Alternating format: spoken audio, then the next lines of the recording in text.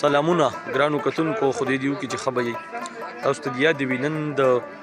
کال 2023 د پیلنۍ میاشتې 5 تاریخ ته د جمعې ورځ د زموږ اگزام الحمدلله ختم شو. ډېر زیات خوشحاله هم یو او خفه په دې یو چې چوټیانې شوې د ملګري خفه دي زه نه یم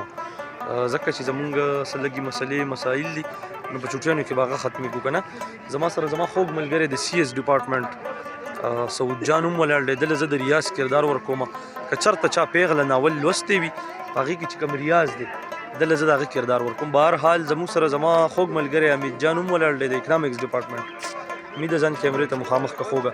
حمید اوس سینیر شو زموږ خوا ته اوس نه راځي زیات اورئ نه بس اسامه پخپله سینیر دی اورئ